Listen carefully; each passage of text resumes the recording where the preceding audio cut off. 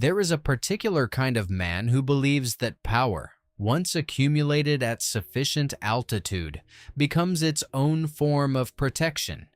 Not the protection of walls or guards or alarm systems. Those are tools for people who still feel vulnerable. The protection of altitude is different. It is the protection of irrelevance. When you are high enough, the argument goes, no one can reach you. Not because you are defended, but because you are simply not worth the effort of reaching. Everett Hargrove had operated at that altitude for 31 years. He had made decisions that reshaped property lines, that rerouted money from people who had no lawyers to people who had floors of them, that turned the language of due process into a kind of elegant anesthesia. The patient never feels the incision, only the absence of what was there before. He had done all of this from behind a bench, which is to say, he had done all of this from behind the full weight of the United States federal judiciary, and he had never once, in 31 years, received a piece of correspondence that made him feel anything other than the steady ambient hum of his own authority.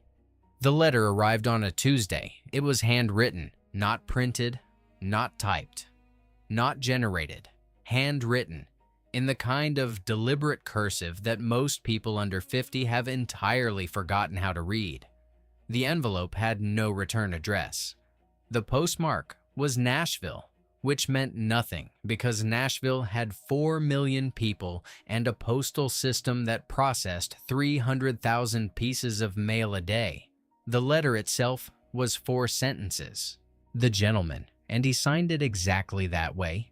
2 words, capitalized, no surname, no further identification, informed Judge Hargrove that on Friday evening, between the adjournment of the annual Hargrove Foundation Gala and midnight, a ruby brooch currently held in the private safe in the judge's second-floor study would be removed from the premises and returned to its rightful provenance. The gentleman expressed no hostility. He offered no explanation beyond the word provenance. He did not threaten. He simply stated what was going to happen in the same tone a person might use to confirm a dinner reservation. Hargrove read the letter twice. Then he handed it to Gerald Fitch, who ran his private security operation and had done so for 11 years. And Gerald Fitch read it once and set it on the desk between them, and they both looked at it for a moment without speaking. Then Hargrove laughed, and Fitch, who was professionally obligated to take threats seriously, but who also understood the social dynamics of his employment, produced a measured smile. The letter went into the top right drawer of the desk. Not the trash. Fitch was too good at his job for that, but not the incident log either. The drawer. The holding space for things that weren't quite nothing, but weren't quite something. That was the first mistake. If you are the kind of person who has stayed with a story this far, the kind of person who reads a sentence about a handwritten letter and immediately wants to know what was in it, then you understand something about what happens next. Stay here. There is a moment coming in this story that requires you to have heard everything that comes before it, because what the gentleman did on that Friday evening in Nashville only makes sense if you understand the fortress he walked into and the exact reason the fortress had a door. The gentleman is not a name. It is a posture, a standard, and a promise all at once.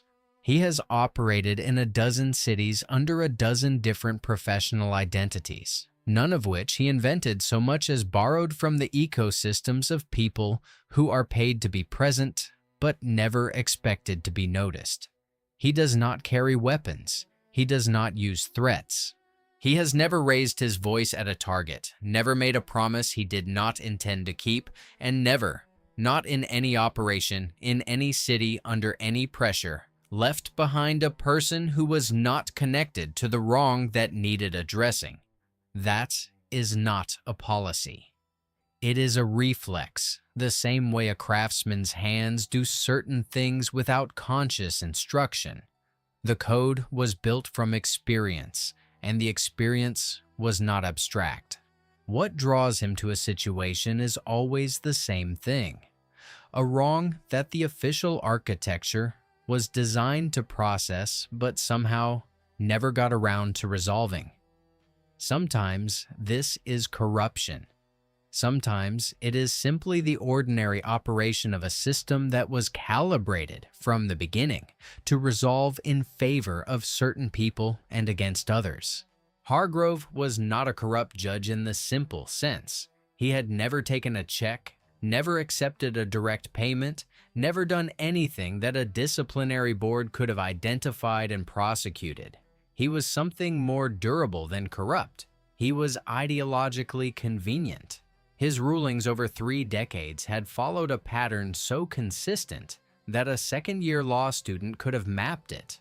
When property rights conflicted with community claims, property rights won.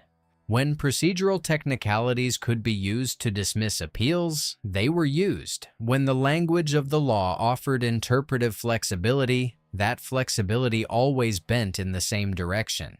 He was not a bad man in the sense that he thought of himself as one. He was a man who had decided early in his career, and apparently without revisiting the decision, that the law's proper function was to stabilize existing arrangements, and that stability was a social good worth protecting, even when the existing arrangements had been built on things that could not survive direct examination. The ruby brooch had been in his safe for 6 years. He had purchased it at a private auction in Charleston through an intermediary for a sum that was not recorded in any document he kept at the estate.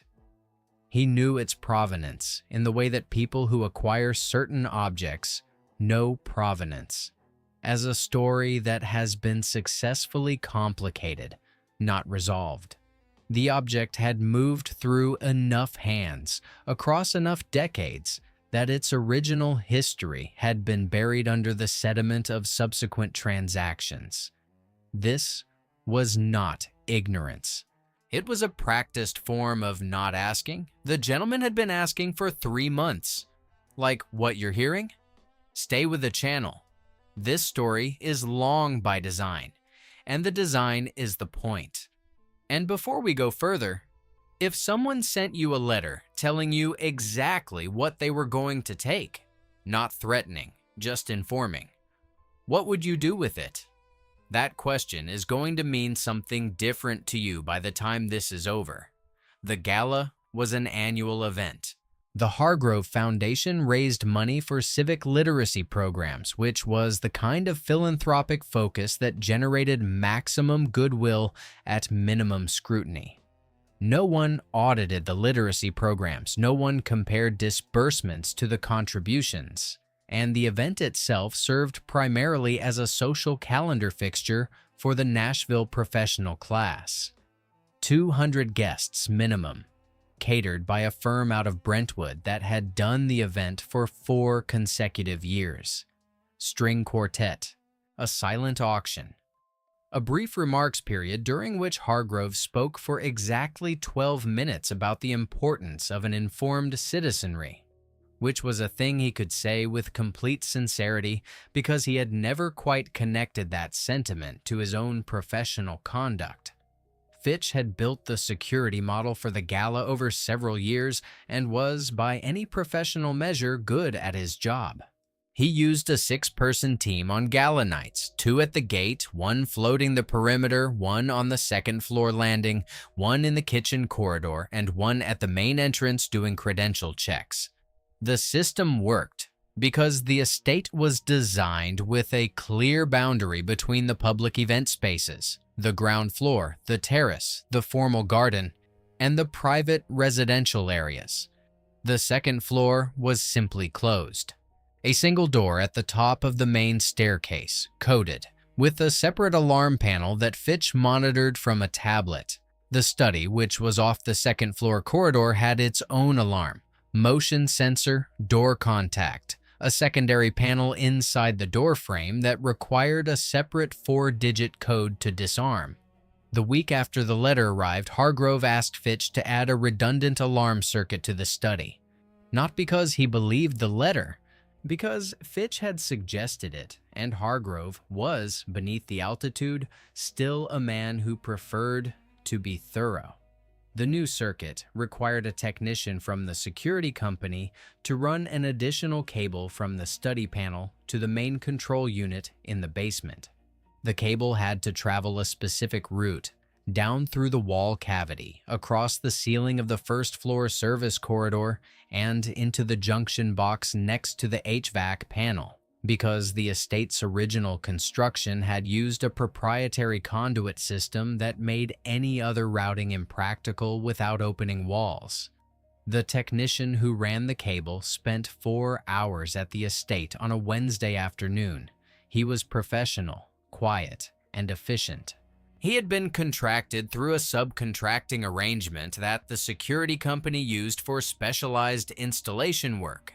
His credentials checked out at every level that the security company checked, which is to say they checked the license number, the insurance certificate, and the photograph on the contractor ID against the face at the door. He wore a gray uniform with a company logo. He carried a tool bag. He did his work in the service corridor in the basement and, briefly with Fitch present, in the study itself, where he ran the terminal end of the new cable into the secondary panel and tested the connection. Fitch watched the whole time. The man was there and gone in 4 hours, and 2 days later, the upgraded system passed a full test. The audio technician for the gala was contracted through the catering company's preferred vendor list, which the Hargrove Foundation had used without modification for 3 consecutive years. His name on the work order was Raymond Okafor. He had done 3 previous events for the same vendor, and his rate was standard for the Nashville market. He arrived at noon on Friday with a transit case and a speaker system, and spent the better part of 3 hours wiring the main room, the terrace entrance, and the brief remarks podium. He was polite with the catering staff, deferential with the event coordinator, and entirely invisible to the security team, who had been briefed on the caterers, the florist, and the valet service, but not on the audio setup because audio had always been part of the catering vendor's scope and had never generated an incident. At no point during those 3 hours did anyone ask Raymond Okafor for identification beyond the vendor badge the event coordinator had issued at check-in. At no point did anyone watch where he went between the main room and the service entrance. At no point did it occur to Gerald Fitch, who was running a tight operation and knew his floor plan and trusted his credential system, that the cable route the security technician had installed 2 days earlier passed directly through the same service corridor where the audio setup required a technician to spend approximately 40 minutes alone. The gala began at 7. By 8:30, 200 people were eating and talking and bidding on things they didn't need. Hargrove gave his 12 minutes on the informed citizenry. The string quartet played something by Vivaldi.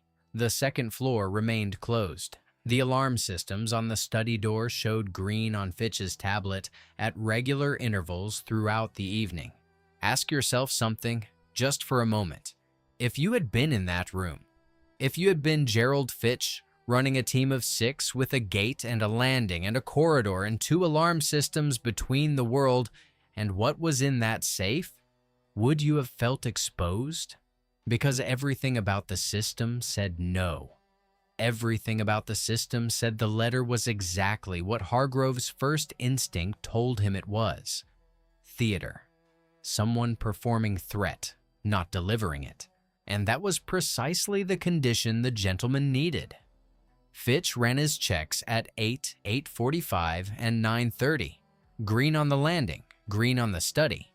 The man on the second floor reported nothing. The gate team reported nothing. The evening moved toward its natural close. The silent auction results announced at 9:40. the catering staff beginning breakdown by 10, the last guests thanking Hargrove at the door between 10:15 and 10:45. Raymond Okafor finished his breakdown at 10:20. He loaded his transit case into a white panel van in the service drive, confirmed the job with the event coordinator, and drove out through the service gate at 10:31. The gate guard logged the departure. Fitch did his final sweep of the ground floor at 11. He walked the perimeter. He checked the terrace door. He confirmed the gate was secure. He went upstairs at 11:10, ran his code on the staircase door, walked the second-floor corridor, and disarmed the study to do a visual sweep before resetting for the night. The safe was behind a panel in the east wall, flush with the wainscoting, designed to be overlooked. Fitch knew it was there. He had no reason to open it. That was the judge's domain. And so he did not. He ran his eyes around the room. Nothing out of place. He reset the alarm, relocked the study, and confirmed green on his tablet. Hargrove was in the room 20 minutes later. He occasionally ended gala nights with a drink in the study. It was a ritual, a decompression.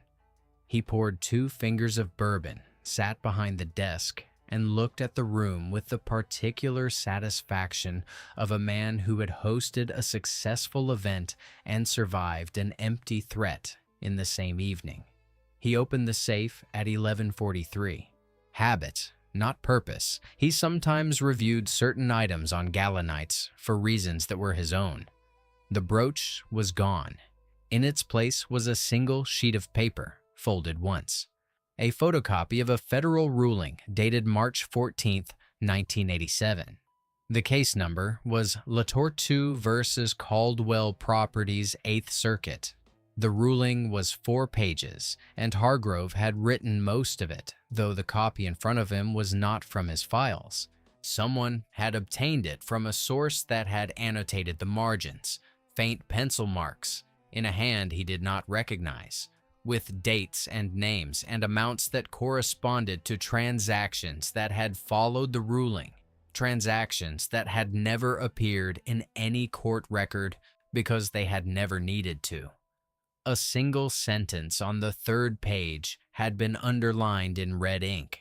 It was a sentence about procedural standing, about the limits of who could bring a claim and under what conditions. And in the context of the ruling, it had functioned as the door that closed, the language that had made the Latortu family's appeal impossible to pursue. Hargrove had written that sentence, and he had written it knowing what it would do. And he had written it anyway because the law, in his reading, supported that outcome, and he had not thought about the sentence in 31 years.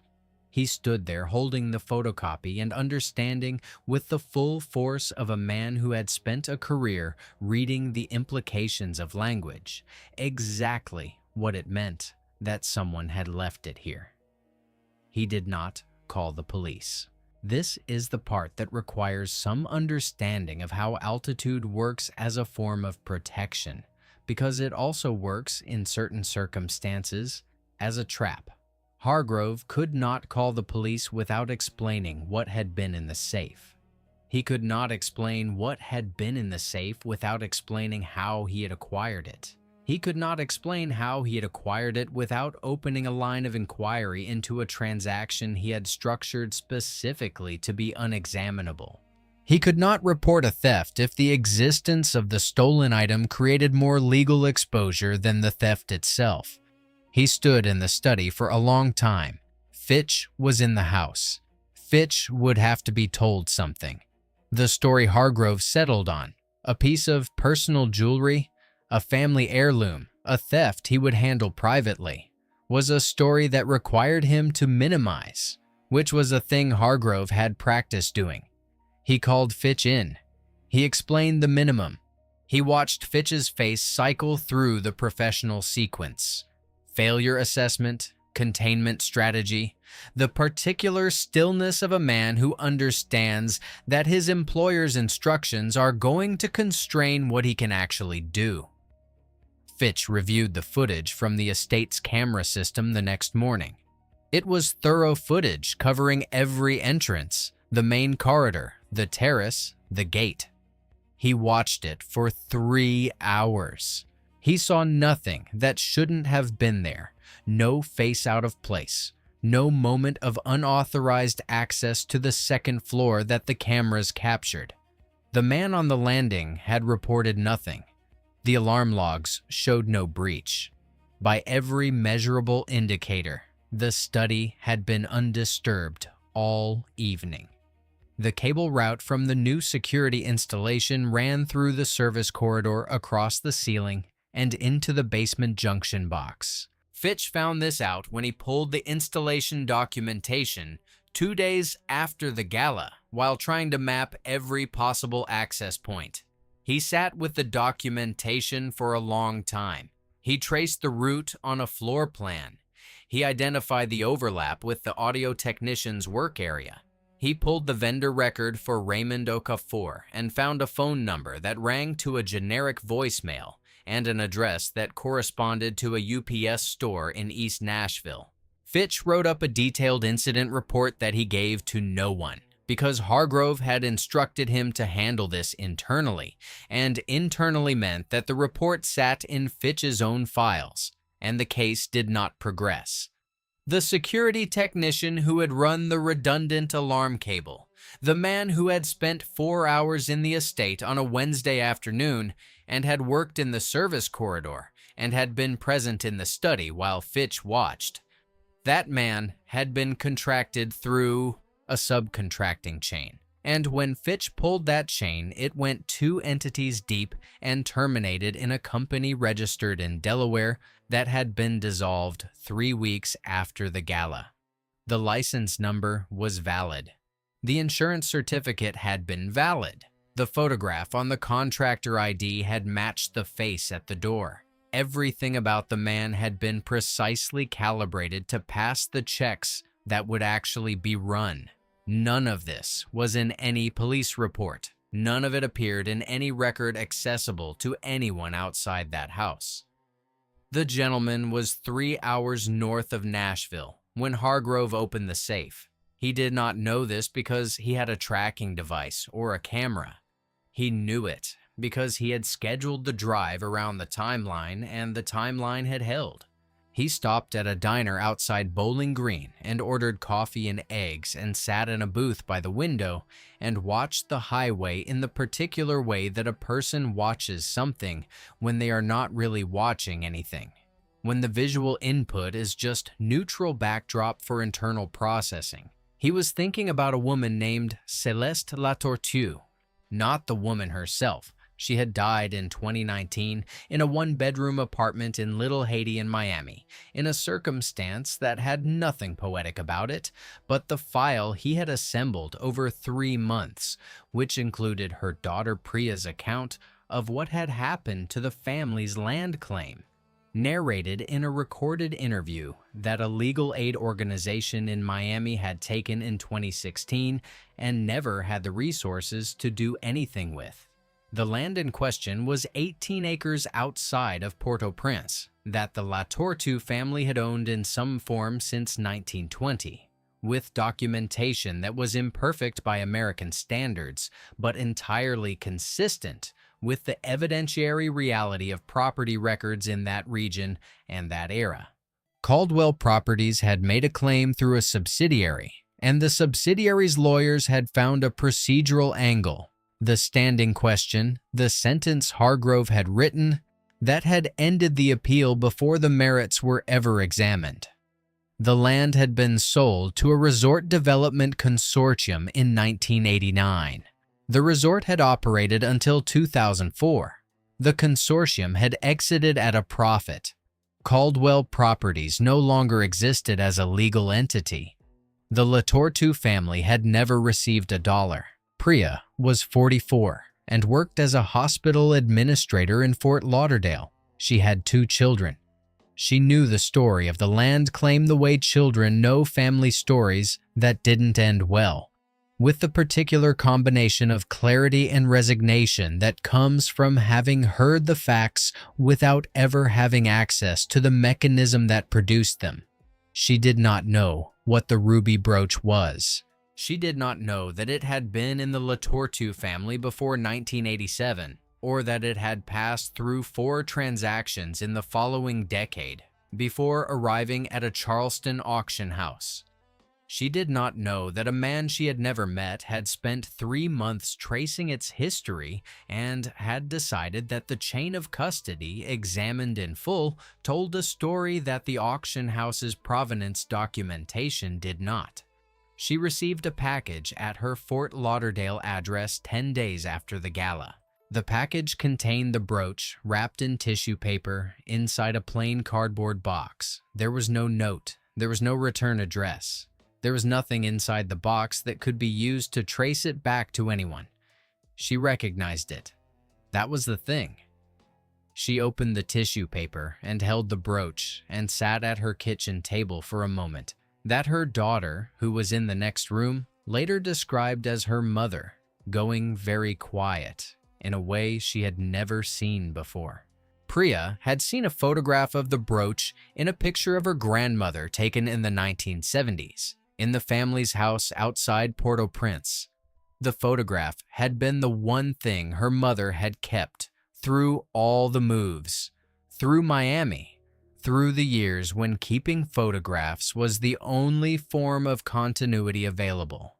She knew what it was, and she knew where it had come from, and she sat at the kitchen table for a long time before she called her sister.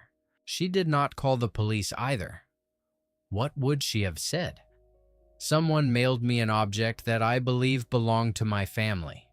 The chain of events that led here is not one I can explain, and not one I am sure I want explained.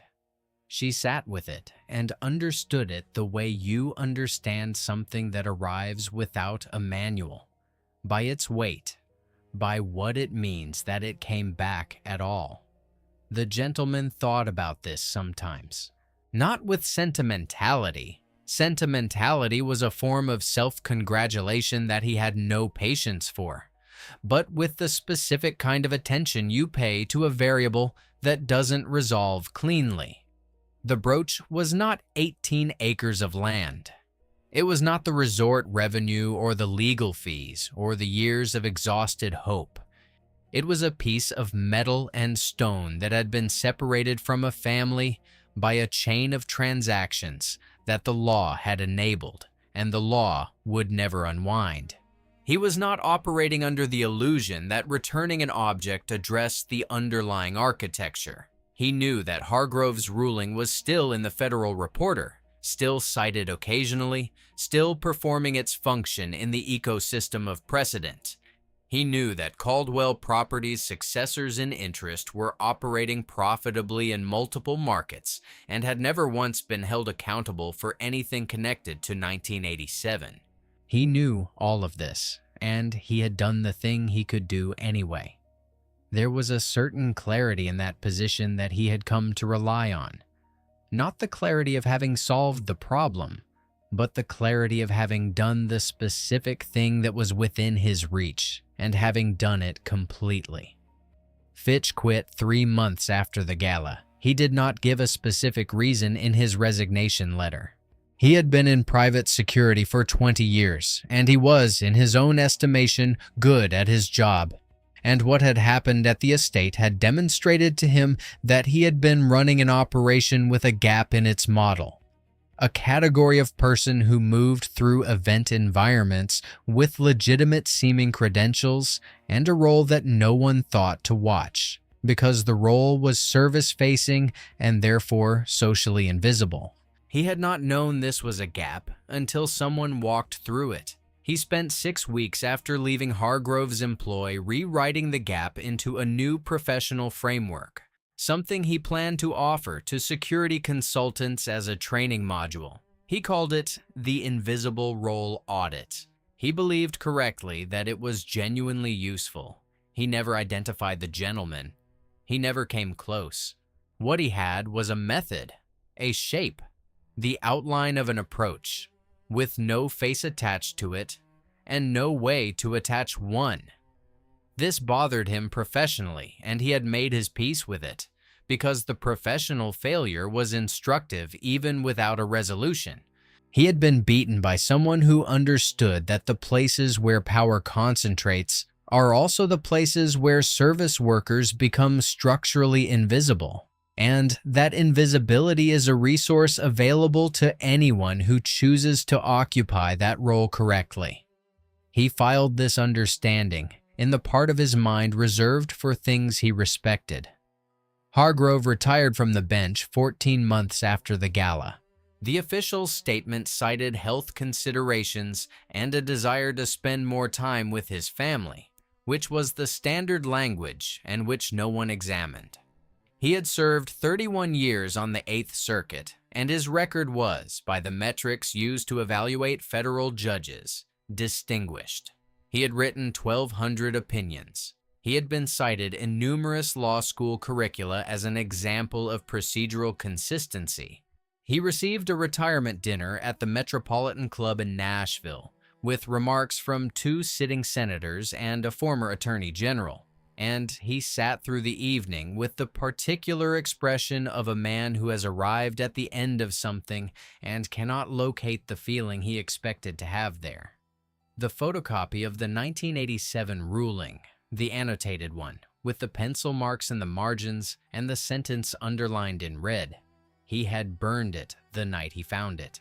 He was thorough about this. He was thorough about most things, but he had read it first, carefully, the whole 4 pages plus the margin annotations, and the annotations had described in precise detail the financial history that had followed his ruling. The land transfer, the resort development, the consortium's exit, the Latortu family's failed subsequent attempts to find legal standing in any American court, and the precision of the annotations told him something about the depth of the research behind them. Someone had done the work. Someone had assembled the full account of what that sentence had done in the world, had reduced it to margin notes in pencil, and had left it in his safe next to an empty space. He did not know who the gentleman was. He did not know how he had gotten in or out of the study because the alarm system had shown no breach and the cameras had shown nothing. He did not know whether the annotated copy was the only one or whether there were others. This not knowing was, he understood, the point of it. He was left holding the shape of what had happened with no way to address it and no one to address it to, which was a position he had placed other people in for 31 years, and which he was now discovering had a particular texture that you could not fully understand from the outside. There is something this story keeps returning to, and it is not the ruby, or the safe, or the alarm system. It is the letter, the 4 sentences, the handwritten cursive, the statement of intent delivered in the tone of a dinner reservation. Hargrove had laughed, and the laugh had been entirely genuine, because at the altitude where he operated, a letter was not a threat. It was theater. It was someone performing a kind of power they did not actually have. That assessment had been wrong, and Hargrove was intelligent enough to understand exactly why it had been wrong. Not because the gentleman had more resources or more access or more institutional backing. He had laughed because he assumed that the systems protecting him, the legal system, the security system, the social system, were operating in his favor the way they always had. He had assumed that protected and safe were synonyms. They are not. One describes an arrangement of external forces. The other describes a condition that only holds as long as the arrangement holds. The letter had been the first move. The laugh had been the second. If you've stayed this long, you already understand what this story was really about. Not the brooch, not even the ruling. It was about the assumption, the specific, durable American assumption that certain rooms are inaccessible to certain people. The assumption that the man with the tool bag and the service entrance credential has already been accounted for, that he is the background, that he is the furniture. That assumption is not stupidity. It is a structural feature of how power organizes its environment, and it runs so deep in so many institutions that the people who benefit from it genuinely cannot see it operating. They have never had to. The gentleman has spent his career seeing exactly that. He does not resent it. Resentment is a form of dependence. You are still letting the system define your position. What he does is simpler. He reads the room, identifies the invisible role, and becomes it. The defenses do the rest. There is a question worth sitting with after this one. Not the law and order question. That one answers itself by the time you reach the end of a story like this. The real question is older than that. When the system that was built to deliver justice has been tuned over decades to deliver it consistently to one side of every ledger, who decides what justice looks like? Not in the abstract. Concretely, in a specific building on a specific Friday night, in the gap between the alarm that showed green and the safe that came up empty. Think about that. If this story landed the way it was meant to, leave a comment. Share it with one person who would understand what this was really about. And subscribe if you want to be here the next time the gentleman decides to send a letter. Because he always sends the letter first. That's the code.